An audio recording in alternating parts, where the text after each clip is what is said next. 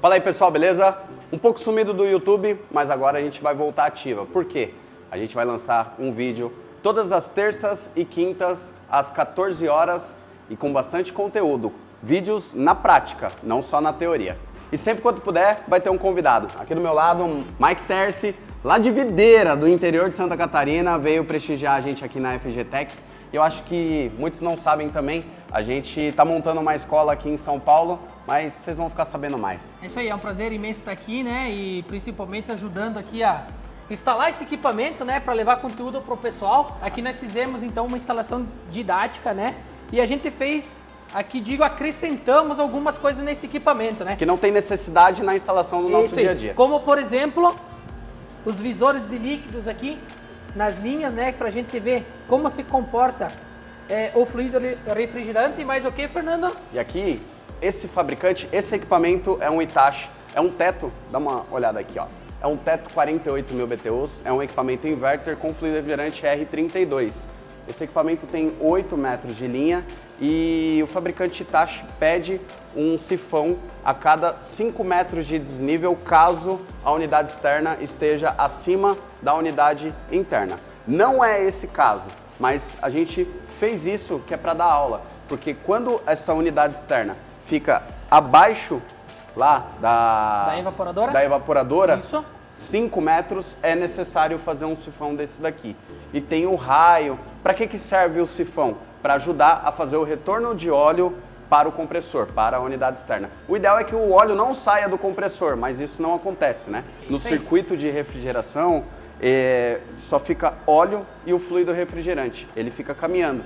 Então, tem que fazer esse sifão. Isso a gente vai aprender na prática e também na escola aqui na FGTech. É isso aí. E aí, esse equipamento também, de 48.000 BTUs R32, trabalha com tubulação de 3/4 e 3/8. Algumas outras marcas não precisa fazer sifão, depois a gente vai ter aqui também, independente do tamanho do desnível e do comprimento de linha, e também não tem a necessidade, e o diâmetro de tubulação é menor, mas cada fabricante tem o seu diferencial, certo? Lembrando que esse equipamento até 50 metros de tubulação. Exatamente. 3/4 e 3/8. Exatamente. E se eu instalar com 50 metros, o que eu preciso fazer? Você precisa fazer sifão a cada 5 metros de desnível. Quando tiver desnível. Isso. E você nunca vai alterar o diâmetro de tubulação.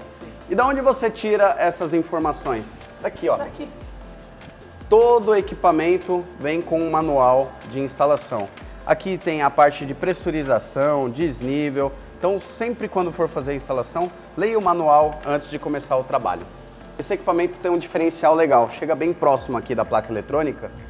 O fluido refrigerante, ele refrigera a parte de potência da placa eletrônica. Alguns equipamentos, outras marcas também já têm essa tecnologia, mas isso daqui é bem legal. Por isso que a gente tem que tomar muito cuidado na instalação para não ter vazamento de fluido refrigerante. Porque se tiver um vazamento de fluido refrigerante, não vai refrigerar a parte de potência da unidade externa. E aí pode danificar uma placa dessa. E provavelmente o equipamento vai viver desarmando por alta corrente, né? Exato. Pois não vai ter, no caso, a refrigeração do dissipador de calor e do circuito impresso de potência do equipamento, né? E você fez um teste aqui, o que você fez? O que aconteceu com o equipamento? A gente fez um teste nesse equipamento aqui, então a gente desconectou aqui o sensor de descarga do compressor para simular um erro. Então a gente desconectou, esperou um tempinho, o equipamento entrou em erro. E o que eu achei interessante nesse equipamento é que o que aconteceu? Ele mesmo fez o auto reset sem a gente precisar desalimentar o equipamento, né? Ele mesmo passou um tempinho, 3, 4 minutos, o equipamento viu que estava já com o sensor no lugar e voltou a funcionar. E uma pergunta, e se esse sensor estiver fora dos parâmetros dele, o que vai acontecer? Pode ser que dê um erro ou pode ser que o equipamento não esteja refrigerando. Então, toda vez, o meu equipamento está reduzido e tal. O que acontece? Normalmente, dificilmente o equipamento inverter ele vai parar de funcionar. Ele vai reduzir potência, que é para ficar equiparado. É nesse momento que a gente descobre se o equipamento está reduzido ou não. Normalmente são sensores ou falta ou excesso de fluido refrigerante. Isso a gente aprende como? Com o ciclo básico de refrigeração. E aqui a gente quer montar o ciclo básico de refrigeração na prática, nos equipamentos. Tem a parte teórica também, mas a gente quer mostrar como funciona na prática. E mais uma questão, Fernando, precisa ter medo de trabalhar com fluido R32 ou não? Nenhum medo.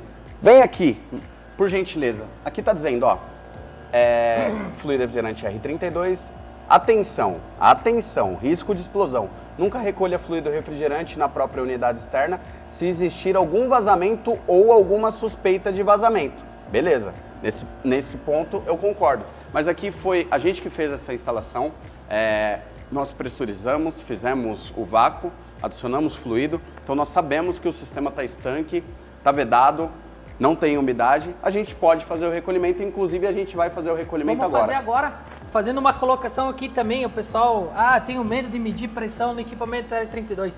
A gente está medindo aqui então a pressão de alta. Dá uma olhada que aqui, fica ó. aqui atrás, filma aqui para nós, Marina.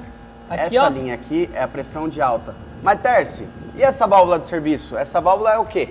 Essa válvula aqui também é uma linha de baixa, a gente pode falar linha de baixa, né? Por quê? Porque ela está depois do dispositivo de expansão do equipamento. Por isso que a gente tem que medir a alta pressão aqui antes do dispositivo de expansão. Perfeito. Não são todas as marcas que tem essa válvula aqui na linha de alta, tá? Por exemplo, Fernando, uma colocação, nos equipamentos pequenos ela está depois, exato, né? Exato. Até 24 mil BTUs, vamos dizer assim, 30 mil BTUs em alguns fabricantes. Essa válvula aqui está depois e a gente daí sim considera alta e baixa. Exatamente. Correto? Exato. Então, normalmente equipamentos pequenos não tem a válvula de serviço na linha de alta, tá? Normalmente só na linha de baixa. Eletrônica. Até mesmo capilar, Até alguns mesmo equipamentos. capilar, isso, é. Exato. Alguns fabricantes ainda usam capilar e alguns usam expansão eletrônica. Exatamente. Então, essa linha é linha de expansão, não é linha de alta, linha tá? de expansão. Não é linha de líquido, aqui é linha de expansão. Ainda que o fluido esteja na forma líquida, mas aqui é linha de expansão. E aqui, linha de sucção. Então, como é que eu vou fazer esse recolhimento? Aqui o Terce ainda deixou o cabo de interligação e o cabo da tomada elétrica maior. O ideal é a gente fazer a leitura da corrente desse equipamento. E aqui a gente vai ler pressão de alta e também a pressão de baixa. 341, 136. Muito bom. Uma colocação aqui, Fernando, enquanto você abre aqui. E quando você recolher o fluido, qual pressão que vai ficar zero aqui no nosso manifold? A pressão de baixa cai. E o que acontece com a pressão de alta?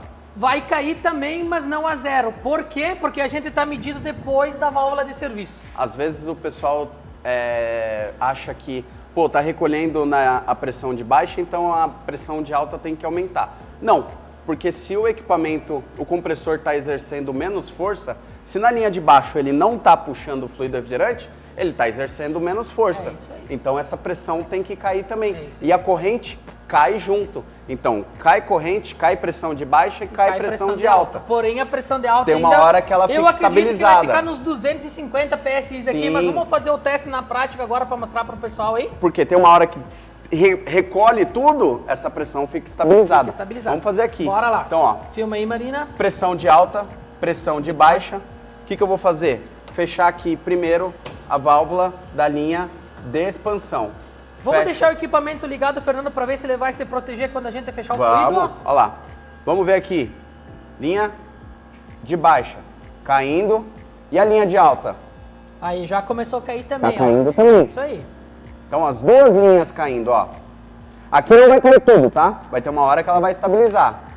Agora, ó, já vou começar a fechar a linha de sucção.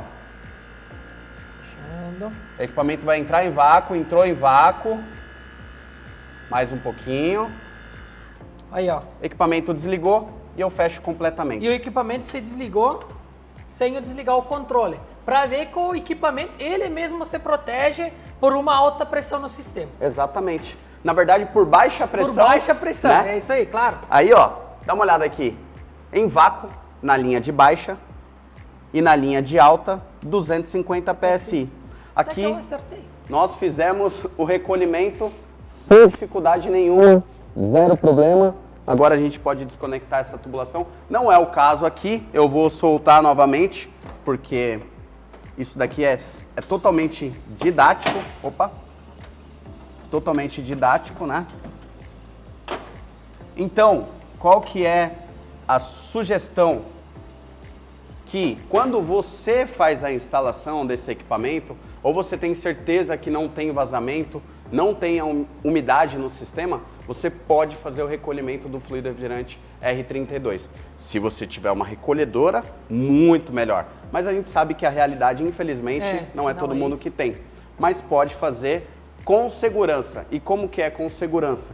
Olhando temperatura de pressão de alta, pressão de baixa e também corrente de trabalho do equipamento. Fazendo uma colocação aqui também sobre o recolhimento de fluido, lembrando que quando a gente tem linhas maiores, o ideal é que seja feito o adicional de fluido refrigerante, 800 gramas, 900 gramas, com o equipamento desligado, com a máquina recolhedora. Aí a gente liga o equipamento e depois faz o processo que a gente acabou de fazer aqui com o próprio equipamento. Exato. Fazendo o recolhimento do fluido refrigerante. Nesse caso, aqui, esse equipamento vem com fluido para 5 metros de distância entre a unidade interna e a externa. Aqui tem 8 metros de distância no total. Aí tem que adicionar 35 gramas por metro excedente. Então a gente precisa adicionar nesse sistema para 3 metros de linha. Então 3 vezes 35 gramas, que dá 105 gramas. Nós adicionamos 105 gramas aqui com balança e mesmo assim o equipamento recolheu. O ideal é que faça o recolhimento só da carga original, mas fazendo a leitura da pressão de alta, pressão de baixa e corrente de funcionamento, às vezes a gente consegue recolher esse fluido a mais. Se é uma carga excessiva demais, pode ser que o equipamento não vai conseguir recolher. E aí ele não vai entrar em vácuo na linha de baixo e vai desligar. Aí o que a gente faz? A gente fecha e recolhe o fluido que ficou dentro com a recolhedora. Com a recolhedora. Só que em vez de fazer antes, a gente faz depois, que também não é errado, né, Fernando? Exatamente. E se você quer saber mais, quer aprender sobre esses equipamentos, a gente tem a FGTech aqui em São Paulo, treinamentos físicos, logo vai ter online também, linha comercial, teto, cassete, multisplit, mais voltado para equipamentos R32, 100% inverter. E logo equipamentos mini VRF e também. Eu tenho absoluta certeza que quem vier aqui vai sair craque. A ideia é essa. O que a gente vai fazer? A gente não vai inventar a roda, mas a gente vai mostrar como a gente faz o trabalho corretamente. O que é legal? A gente entender o ciclo básico de refrigeração. Sim. Mas algumas vezes o ciclo básico de refrigeração é uma coisa muito teórica. E muitas vezes engana até os melhores profissionais, exatamente, não é? Exatamente. É uma coisa teórica, um pouco chata. Então, o que a gente quer fazer? A gente quer mostrar na prática o ciclo básico de refrigeração. Tem vários equipamentos aqui que vão ter alguns erros, carga de fluido errada, tal. E aí o pessoal vai ter que estudar primeiro, entender como funciona para depois diagnosticar esse equipamento. Sim. Por quê? Na rua, no dia a dia, é isso que a gente pega, né, velho? E situações muito piores do que isso também, né? Exato. Hoje tem alguns equipamentos que tem um código de erro e te fala qual que é o problema. Mas tem muito equipamento aí que está trabalhando reduzido e aí chega naquele verãozão ou naquele inverno, é aí que o cliente descobre que o equipamento não está funcionando corretamente. E como a gente colocou antes, pode ser até um simples sensor fora da faixa, né? Exato. E tudo isso aqui na escola vai ser ensinado. Exatamente. Então, quando você domina o ciclo básico de refrigeração, você não leva pau desses equipamentos. Foi um prazer estar contigo. Prazer é todo meu. Sucesso Obrigado. Nessa caminhada. Você vem Desejo tudo de bom para vocês aí. A casa é sua aqui. Com Obrigado, certeza. Viu? Virei muito mais vezes aqui, inclusive. Quem sabe quando tiver para São Paulo eu também vim aqui ensinar para o pessoal, né? Exatamente, com certeza. Será um prazer Você imenso. é VIP LG, trabalha lá. Você é assistência técnica LG também, né? Assistência técnica LG e Eugene lá no sul. Ah, legal. Lá em Videira, Videira, é próximo de... Videira fica no meio oeste catarinense, ali entre a Serra Catarinense e o Grande Oeste. Ali a gente executa um trabalho, obras por Rio Grande do Sul, Paraná, Santa Catarina. Ele não tem sotaque, tá? Quem tem sotaque sou eu. É isso aí. Valeu, Valeu, obrigado. Tchau, tchau. Tudo de bom. Valeu.